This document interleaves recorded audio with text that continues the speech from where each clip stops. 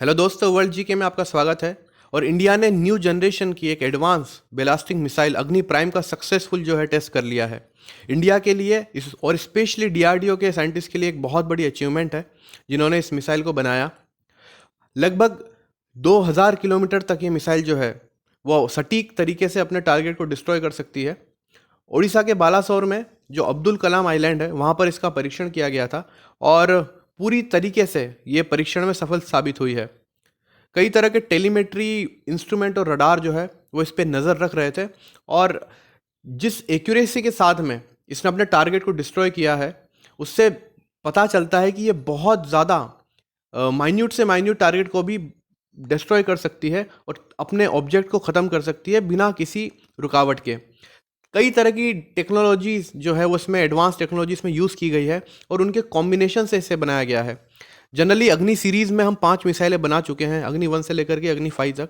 और जो अग्नि 4 और अग्नि 5 है जिनकी रेंज 4000 किलोमीटर और 5000 किलोमीटर है रेस्पेक्टिवली, उनके कॉम्बिनेशन से मतलब जो टेक्नोलॉजी उन मिसाइल्स को बनाने में यूज़ की गई है उन्हीं टेक्नोलॉजी को इस अग्नि प्राइम बनाने में यूज़ किया गया है। हालांकि कुछ साइंटिस्ट ये कहते हैं, अमेरिका के और चाइनीज़ रिसर्चर ने इस बात का दावा भी किया था कि जो अग्नि 5 है उसकी क्षमता 8000 किलोमीटर से भी ज़्यादा की है। लेकिन हम ऑफिशियली अगर ये माने कि 5000 किलोमीटर तक वार कर सकती है तो आप सोच सकते हो कि कितनी ज़्यादा एडवांस टेक्निक इसके अंदर होगी, और उसी को यूज़ किया गया है अग्नि प्राइम में। इसके अलावा इसका जो नेविगेशन सिस्टम है वो रिंग लेज़र गेरोस्कोप टेक्नोलॉजी पे बेस्ड है, जो कि एक बेहतरीन और अभी तक का सबसे एडवांस सिस्टम माना जाता है।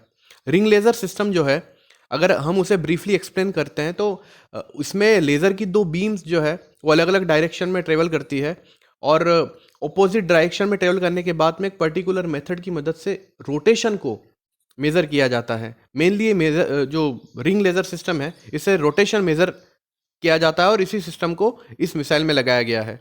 इसकी स्पीड की अगर हम बात करते हैं तो इसके अंदर 2 stage solid fuel propulsion system लगाया है और इससे ये अग्नि 1 के कंपैरिजन में कई ज़्यादा स्पीडी हो जाती है।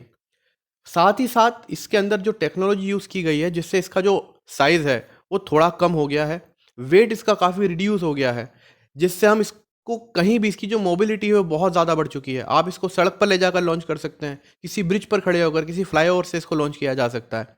तो इतनी ईजिली इसको लॉन्च कर सकते हैं और किसी भी टारगेट को डिस्ट्रॉय किया जा सकता है।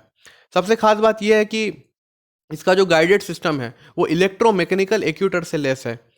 तो किसी भी तरीके से ऐसा कोई पॉइंट नहीं था जो इस मिसाइल को डेवलप करने में छोड़ा गया। हर उस मेथड को इसमें इंक्लूड किया गया है जिससे ये अपने आप में एक परफेक्ट मिसाइल बने, एक प्राइम मिसाइल बने और इंडिया के लिए एक बैकबोन बन चुकी है। लगभग 2000 किलोमीटर की दूरी तक ऐसा कोई ऑब्जेक्ट नहीं होगा जहाँ तक इसकी पहुँच ना हो।